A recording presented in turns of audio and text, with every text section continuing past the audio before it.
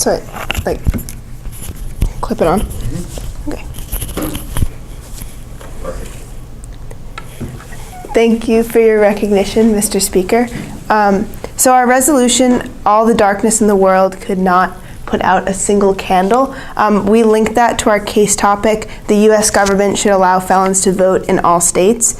And our link was that although your past may be dark, it doesn't necessarily put out your human rights or like your ability to participate in democracy. So just to define felons, I think that we sort of clarified that earlier, but we define felons in this circumstance as people who have been convicted of a felony and have already served their allotted time in prison. And also, just like to clarify that the in all states thing, no, felons can't vote like in any state that they want, just like that it should be mandated that they can vote everywhere, like that's law. So for our first contention, felons are citizens, right? They're still citizens. Even if they've served their time, that doesn't take away their citizenship, that doesn't take away their rights, that doesn't take away their ability to participate in democracy and still be a citizen.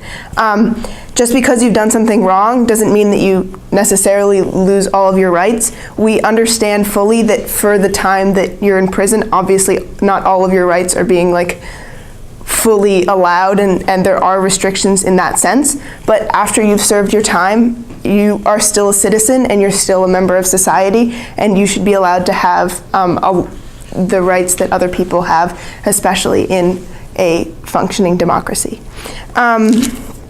Also, this is like especially relevant for those who have been wrongfully convicted of a crime. So if you've been wrongfully convicted and you've served your time and then you come out and you're still getting like screwed by the system, then that doesn't really make any sense, and that's just like, that's bad, that's gotta go. So our second contention is that it also skews elections.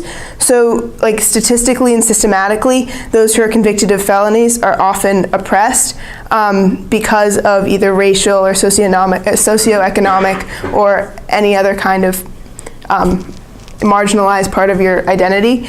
And so that in a lot of cases, like in trying to encompass the entire body of the American people, you're not getting a lot of the types of people represented as you could, and you're not getting all of the viewpoints and all of the needs understood. And also, if you're not allowed to vote after you've been let out of prison, you sort of have to, your rights are sort of given to other people, and you have to sort of rely on other people to fight for you because you're not able to fight for yourself and you're not able to vote for the things that you want to vote for.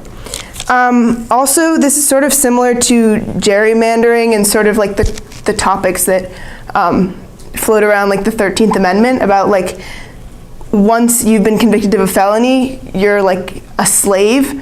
And that means that you can't vote, and that means like, because slaves, obviously you can't vote. And so that's another example of that. Our third contention is that people should trust the process. The system of the due process of law has been something that's been like a constitutional thing for forever, the forever of our nation at least. And if those who have served time aren't going to be treated like citizens because of past decisions, like I stated earlier, I don't know like why they should be allowed to go back into society if they're not going to be treated as equal citizens. Like if we don't actually believe that the time that they're serving means that they can be forgiven and that they can be let out into society, they should be fully allowed to exert all of their rights and things as any other citizen would. Also, kind of this is like a violation of the 8th Amendment too a little bit with like cruel and unusual punishment. It's a cruel and unusual punishment that you're being ostracized by your nation and by your people after you've made mistakes in your past. Also, this reflects not the actions of the people that have been convicted, but this in a lot of ways reflects the skepticism that Americans have towards their government, because if you actually don't trust that the people that are putting these people in jail and saying this is the amount of time and that you need to serve to be able to seek redemption, and then we let you back into society, like if you're not trusting that they're making the right decision, then that's a much bigger problem that we have to assess. So just to reiterate, our first contention was that felons are citizens, and that just because you do something wrong doesn't necessarily mean that you lose your rights as a citizen. Our second contention was that it skews elections, and that these types of things usually sway one way rather than the other, so we really need to make sure that we're getting everyone's voice heard. And our third contention was that we should, as Americans, be able to trust the process, and if we have issues with it, then we should assess them on a broader scale. Thank you. And I urge you to vote for the government. Oh, I'm so sorry. I'm so sorry.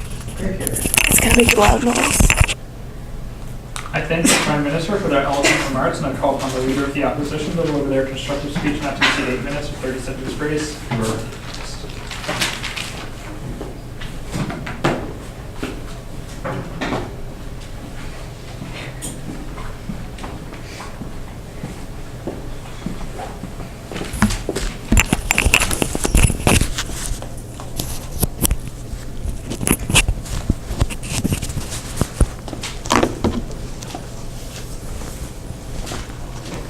Thank you, Honorable Speaker, for your recognition here today.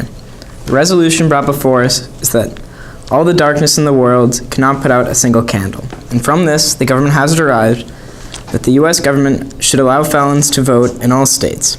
I'd like to formally accept their Lincoln definitions and move into their contentions. Their first contention was that felons are still citizens of the United States. They say that just because they haven't been to jail does not mean they should be deprived of their God-given rights as a citizen. However, without stripping these felons of their right to vote, we're getting rid of any lasting consequences. It's hard enough to go to jail and to be put in jail, and then once you get out of jail, you need to have some sort of consequence on the outside to prevent you from committing any further crimes. A lot of criminals do tend to go back to jail again, and these criminals, they need a lasting consequence to make sure they don't go back to jail, make sure they don't do anything wrong again. It's also a major deterrent in making sure that a lot of people, skeptical of whether they should commit a crime or not, they say, oh, well, it's not just spree of the moment, there are lasting consequences for these actions. I'd also like to raise the question of parole. These felons, once they're out of jail and still on parole, they would be able to vote even when on parole, according to the government, because they are out of jail, even though that they're still being questioned for their actions and they're still under watch, and there's still major skepticism that they could fall into the lapse of crime again. They also talked a lot about wrongful convictions, and I'd like to mention that these are very, very rare, that people that have been wrongfully convicted and screwed by the process, as they put it, it's not an everyday occurrence. It's very rare that this happens, and frankly, in a perfect world, it should never happen. But if they have been wrongfully convicted, then they have gone through the due process of law, and there is enough evidence that they have been put into jail. So maybe it makes sense that they should be stripped of their rights. Their second contention was that it skews elections, and that not having these felons vote is depriving minorities and the lower socioeconomic classes, as they implied. And I think that this is just, the opposition sees our justice system as the government sees our justice system as highly flawed. And in reality, it's not that we're just arresting everyone that's of a minority and everyone that's of a lower socioeconomic class. We're arresting people that have convicted these crimes. We're arresting people that have done terrible things and deserve to be put in jail. And it does happen that someone may get a wrongful conviction, and it does happen, but it's extremely rare, maybe like once or twice in like 1 million people, which is something, it's like a fraction of a percentage. And it just doesn't make sense to say that our entire election's getting screwed because minorities don't have a voice because they're all arrested and in jail. It doesn't make a lot of sense. Their third contention was that we need to trust the process. However, how can we trust the process when the government themselves doesn't even trust our justice system? They don't trust our process of due justice. When they think that basically every minority, every person of a lower socioeconomic class has been put into jail wrongfully, and there's tons of wrongful convictions going around, doesn't... Personal privilege that's in this court. Under consideration. It doesn't make a lot of sense for them to say that, oh, we need to trust these people and that they've gone to jail and now they'll never commit any crimes again and they live a happy life. In reality, it's very common for crimes and criminals to relapse into this spree of crime. And this lasting effect does influence a lot of the felons in society. They also mentioned that this is a cruel and unusual punishment when it's one of the first punishments that it's like always been around for felons. To recap, they say that felons are still citizens. I bring up parole. Are these people still going to get the right to vote even though they've been, they're still under questioning and they're still unknown whether or not they're going to fall into a spree of crime again?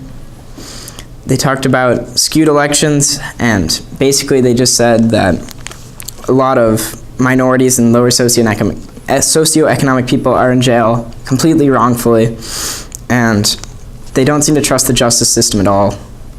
The third contention was that we need to trust the process, which they do not themselves. And with that, I'd like to conclude, and thank you for your time. Here. I think the open remarks, and I call upon the member to deliver their constructive speech, not to exceed 8 minutes. Please.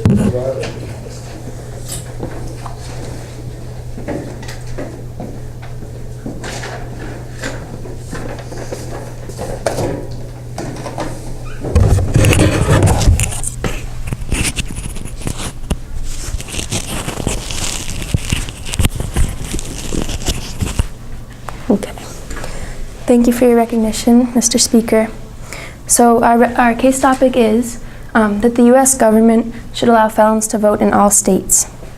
And so our first contention was that felons are citizens and they deserve to have the same rights as every other citizen once they've completed their jail time and the sentence that the justice system has decided for them.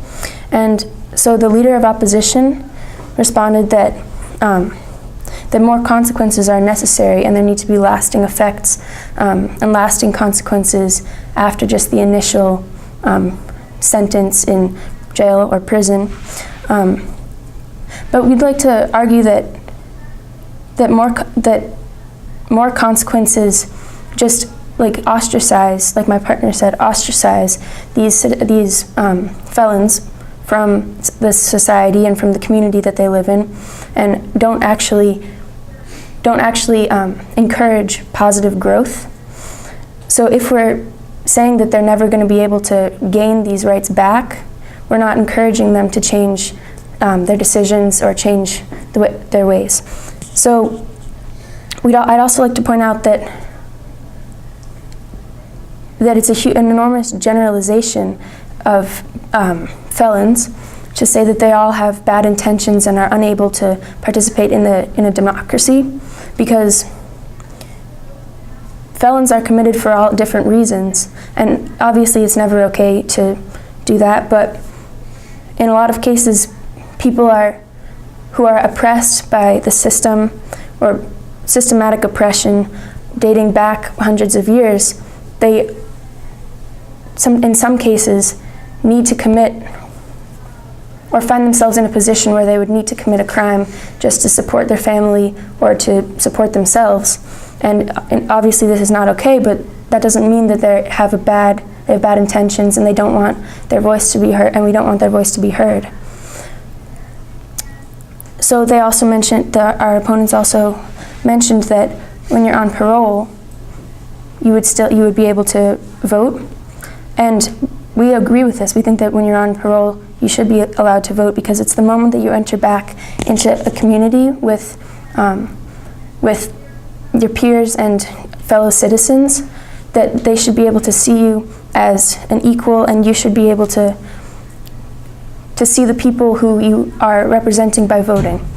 And so the leader of opposition also mentioned that wrongful conviction is very rare, and that's true, but in the cases where it does happen, which is pretty rare, but it's still a big problem.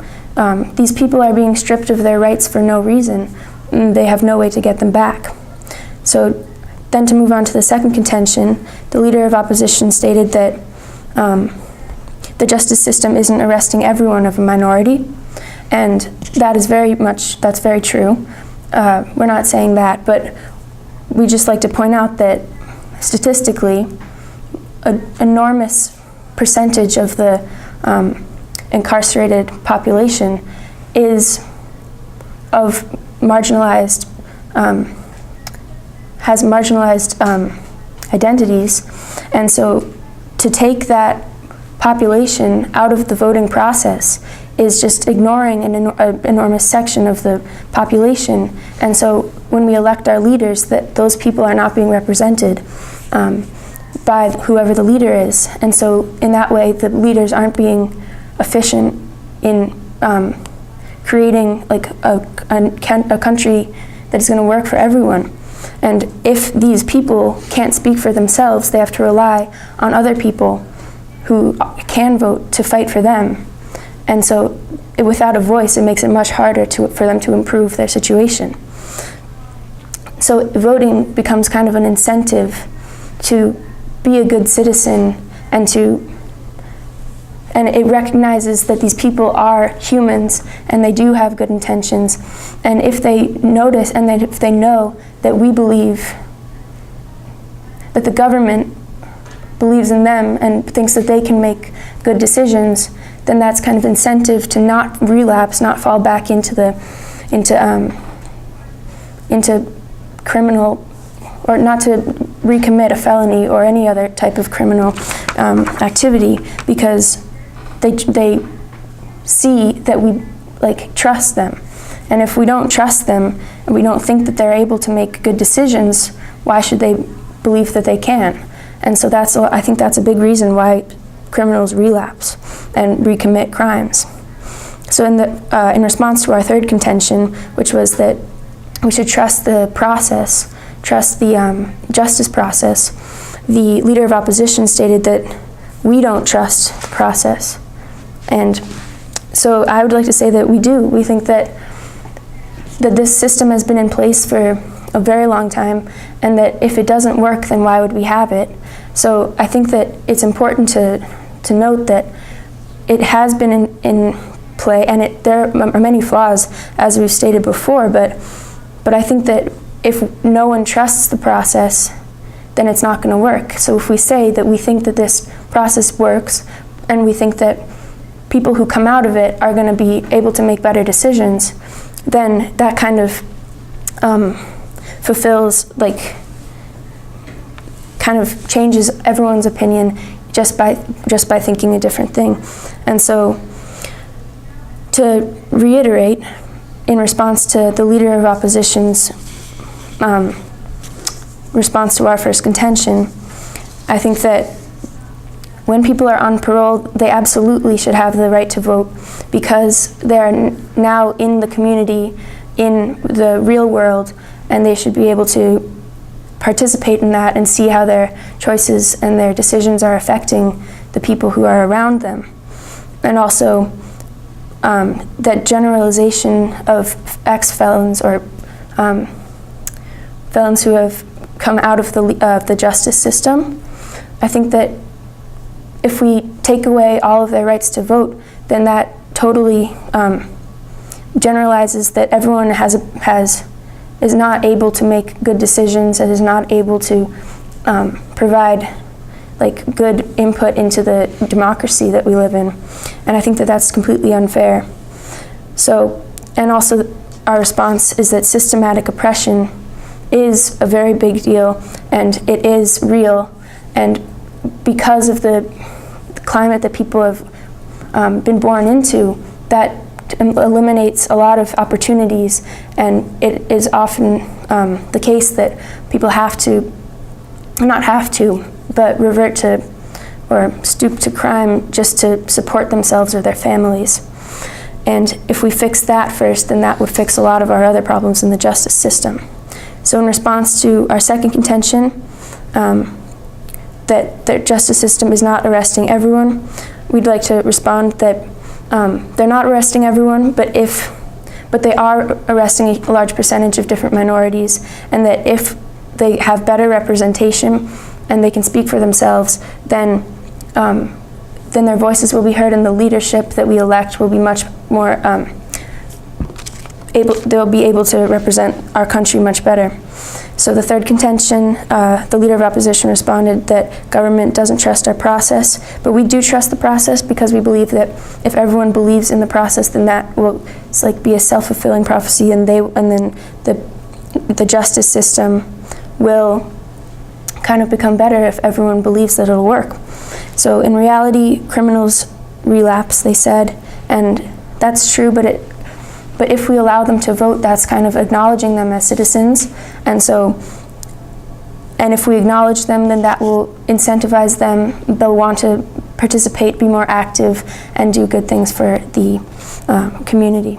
So thank you for your recognition. I urge you to vote for the government. Hear, hear. I thank the member of government for their eloquent remarks, and I call upon the member of the opposition to avoid speech as proceeding. Praise, you are right.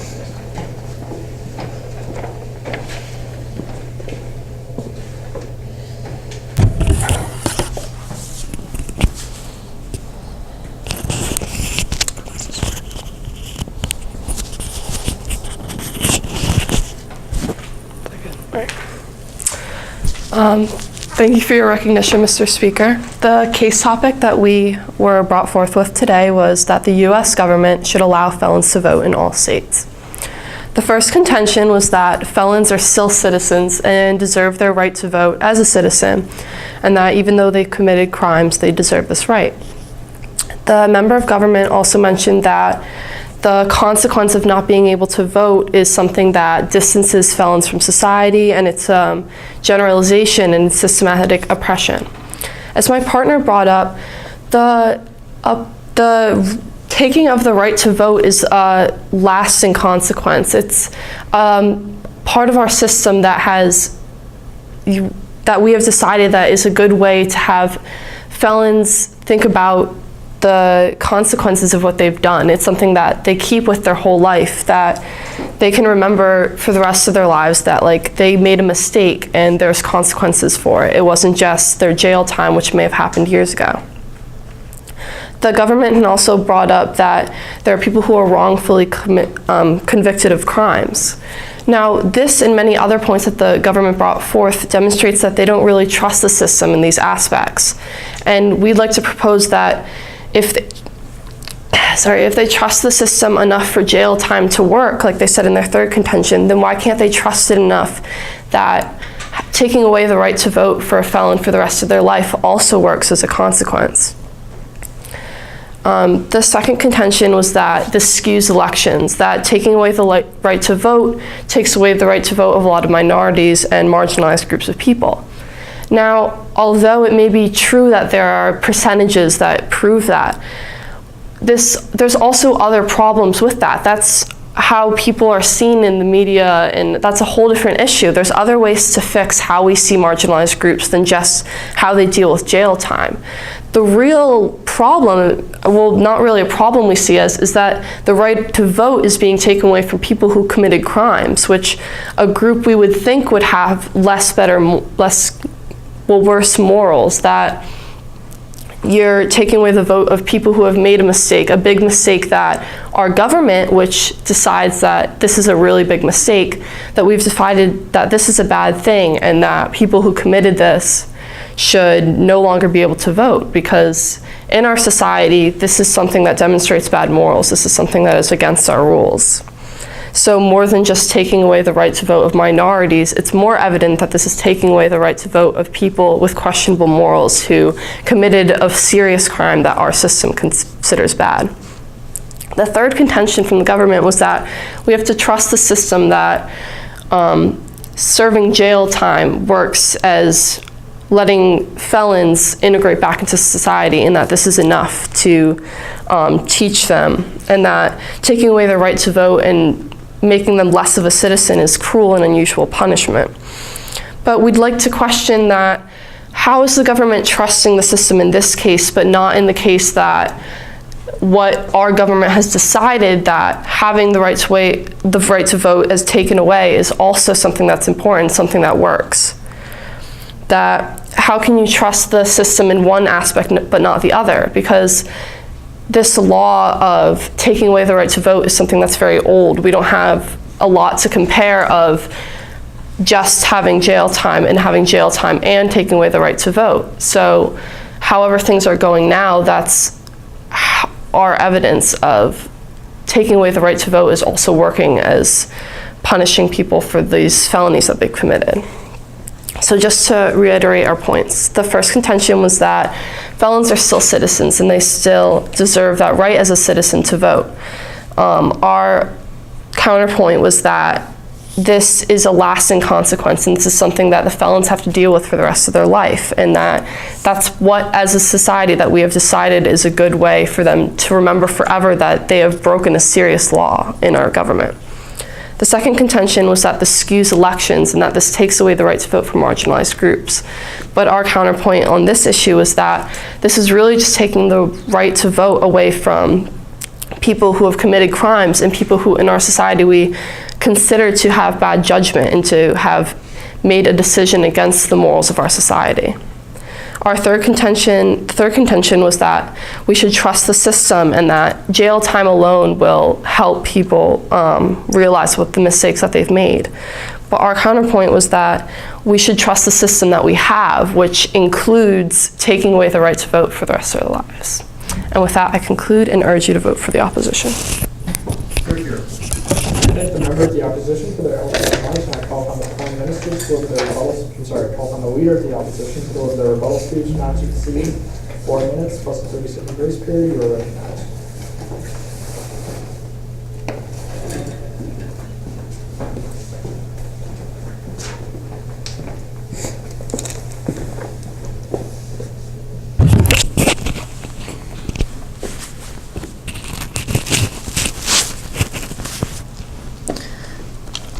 Thank you for your recognition, Honorable Speaker. The case topic brought before us today is the U.S. government should allow felons to vote in all states. The big concern I have with this is that felons do not abide by the government's laws. So why should they be able to participate in government processes? And why should they be able to receive benefits of our government? If you don't play by the rules, you can't play the game. I'd also like to point out that these felons, they make bad moral decisions, and this demonstrates to our government that they will make the same bad moral decisions when they vote in that process, in that voting booth. I also had some problems with their contentions. Their first contention is that they're all citizens, and because they're citizens, they should have the rights to vote. We need some sort of lasting consequence for these felons. Without a lasting confidence, it's much more likely that they will relapse into crime. It's much more likely that they will not have second thoughts about going to jail again. And then their second contention is that it skews elections. I think it would almost skew elections more to have these people with such bad morals in the voting booths making the decisions for our society, for our country. Basically, their main point in that it skews elections is that it's taking away a minority voice. It's taking away the voice of minorities and those in lower socioeconomic classes. And this to me demonstrates that they don't, in fact, trust the process, their third contention. They say that we need to trust the process. It's been around for a long time. It's working, but we need to change the process. And then this is just contradictory. They're going against what they've already said. They don't trust the process, but then they trust the process, but then they want to change the process, and frankly, it's just confusing. And with that, I'd like to conclude. Thank you for your time. Very good. I thank the Prime Minister for their I call upon the Leader of the opposition to deliver their rebuttal speech not to exceed 5 minutes for 30 seconds raised. You are recognized. Yeah, that's what I said. You said leader of opposition concepts. Oh, all right. It's okay. No, that's good. That's good. I'm just clarifying. I won't drop it this time. I'm sorry. Okay. So thank you for your recognition. And just to conclude and to really make sure that we're really getting the big picture here, we really want to stress overall, Mr. Speaker, that this is something that already exists. There's already places where felons can vote. There's certain states where felons can vote. I think there's even states where they bring polls to the penitentiaries, but we just want to make this a thing that happens everywhere. We want to make this a big, broad-scale thing where everybody is allowing this and everybody's supporting felons and everybody's believing in the process, which is another thing that I think has been, that I'd like to clarify at least, that the flaws that we see in the system, we want to make it so that people are actually trusting the system and so that they actually believe that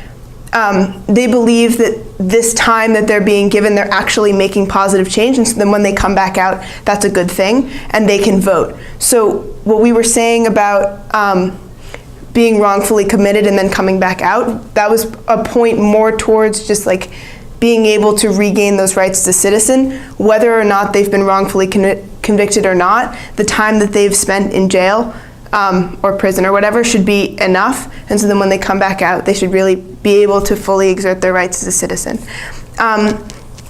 And really, honestly, it's ideal that everybody would be represented and that everybody, no matter what you've done, no matter who you are, if you're a citizen of the United States, you should be able to act like a citizen of the United States. You should be able to vote for who you want. You should be able to protest what you want. You should be able to exert all of the rights that everybody else gets to exert all the time without any lasting consequences. Parole is, when you're on parole, we understand that you're still spending time and you're still paying for your consequences. But after your parole time is up, and even during your parole time, there's nothing that says that you shouldn't be able to vote and that you should be able to have your voice and your ideas and everything that you stand for and that you believe in and everything. You should be able to be heard. Everyone should be able to be heard. It's about a sense of equality and making sure that everyone is sort of on this equal pedestal. You know, like the picture, you ever seen the picture where it's like one tall guy, like one short guy, one medium-sized guy? Can I draw something on the board? Okay. So there's equity versus equality. So equality would be everybody gets a block and they all get to same size block, right? A medium-sized guy, small guy, and a big guy. So that's equality. Everybody gets the same size thing. But equity is that the tall guy gets to stand on the ground, the medium-sized guy gets like a small block, so he's the same height as that one, and then the small guy gets a big block. And so that everybody is on the same level, everybody's on the same playing field, and everybody gets to exert their rights as they will, and that we can really stress the values of our democracy and the things that we cherish, and we're like, home of the brave, land of the free, whatever. We want everybody to be able to exert their rights. We want to really be able to exemplify the model nation that we truly believe that we are. We need to be able to hold ourselves accountable and be able to acknowledge that, okay, these people have made mistakes, but that doesn't affect them for the rest of their lives. If they're to relapse, that's their problem. They don't get to vote again. That's their own thing. But they go back into prison and they can't vote. But once you've come out of the process, you should be able to vote as you will. Thank you for your time, and I urge you to vote for the government. You're here.